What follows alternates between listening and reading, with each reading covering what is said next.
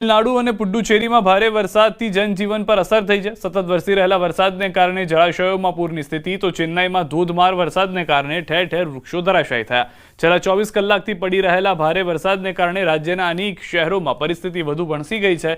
હવામાન વિભાગની આગાહી પ્રમાણે હજુ પણ જિલ્લામાં ધોધમાર વરસાદ વરસવાની શક્યતા છે। વરસાદને કારણે મેટ્ટુર ડેમ ભયજનક સપાટી પર વહી રહ્યો છે, જેના કારણે કાવેરી નદીમાં 35,000 ક્યુસેક પાણી છોડાયું છે।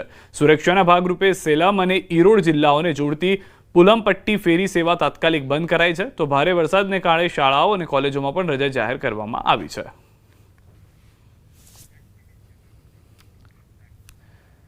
મહેસાણામાં ભારતીય વાયુસેનાના સૂર્યકિરણ એરોબેટિક ટીમનો શો યોજાશે।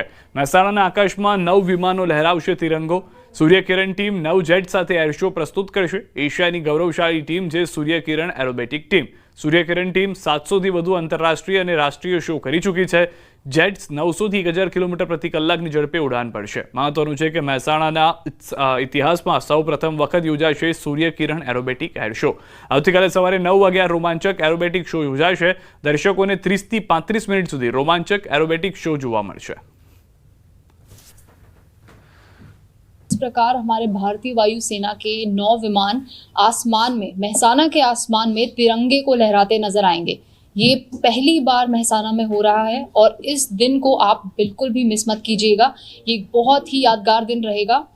कल आपको दिखाई देंगे महसाना के आकाश में 9 फाइटर जेट्स, जो कि हॉक मार्क 132 फाइटर विमान है, और ये एक दूसरे से 5 मीटर से भी कम की दूरी पर उड़ान भरते आपको नजर आएंगे।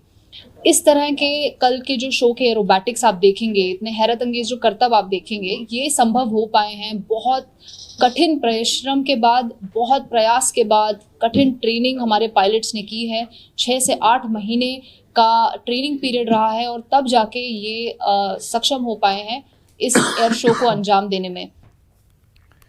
आ तरफ सूरत जिल्लाમાં અંબિકા તાલુકાના ઉમરા ગામે આવેલા પ્રસિદ્ધ બામણિયા ભૂત માતાના મંદિરે નવા વર્ષના દિવસે મેળાનું આયોજન કરવામાં આવે છે। આદિવાસી લોકોની આ મંદિર સાથે વિશેષ આસ્થા જોડાયેલી છે। નવા વર્ષના દિવસે મોટી સંખ્યામાં ભક્તો બામણિયા ભૂત મામાના મંદિરે દર્શન કરી ધન્યતા અનુભવે છે। આ પશુ અને આ ઢોર ચારતા ચારતા એ લોકોને પર્સન થઈ બરાબર। એ પહેલા વતની સામાના હતા, એ આ જંગલમાં ઢોર ચરવા આવેલા, ત્યાર પછી આ બ્રહ્મદેવ બાપા પસંદ થયેલા। અમારા જે પપ્પા છે એ બી આવતા હતા, દાदा છે તે બી આવતા છે, અને જે કોઈ मनोकामना बामणिया देव बापुए मानीए એ 100% પૂરી થાય। અગર દિલથી ને આસ્થાથી માને તો બામણિયા દેવ બાપુની બધા પર કૃપા રહે। ઉમરા ગામમાં બ્રહ્મદેવ મંદિર આવેલું છે, ત્યાં અમને રોજીરોટી મળી રહી છે, અને ભાવિક લોકો આવે છે દર્શન કરવા, ભાવિ ભક્તો લોકો, અને ખૂબ સારી રીતે અમને રોજીરોટી મળે। 7 વર્ષ થયા દુકાનને, આ બધા લોકો પબ્લિક બધા દર્શન કરવા આવે, આપને રોજીરોટી મળે।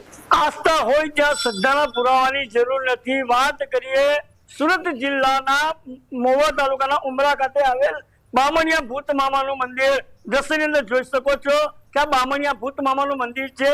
વર્ષની અંદર 5 થી 7 જેટલા ઉત્સવોની અહીંયા ઉજવણી કરવામાં આવે છે। ખાસ કરીને આજે નવા વર્ષની શરૂઆત એટલે કે બેસતા વર્ષના દિવસે અહીં મેળો ભરાય છે। આદિવાસી સમાજ દ્વારા આયોજિત કરાયેલો એ મેળો ભરાય છે। બામણિયા ભૂત મામાને બ્રહ્મદેવ તરીકે પણ ઓળખવામાં આવે છે, પરંતુ ખાસ કરીને એક અનોખો સંગમ પણ જોવા મળી રહ્યો છે કે ભૂત મામાની સાથે માતાજીનું પણ મંદિર છે, અને આદિવાસીઓમાં આ બામણિયા ભૂત મામાનું એક શ્રદ્ધા અને આસ્થાનું કેન્દ્ર બનવા પામ્યું છે। કેમેરામેન સ્મિત રાઠોડ સાથે કેતન પટેલ, ન્યૂઝ 18 ગુજરાતી, મહુવા, સુરત।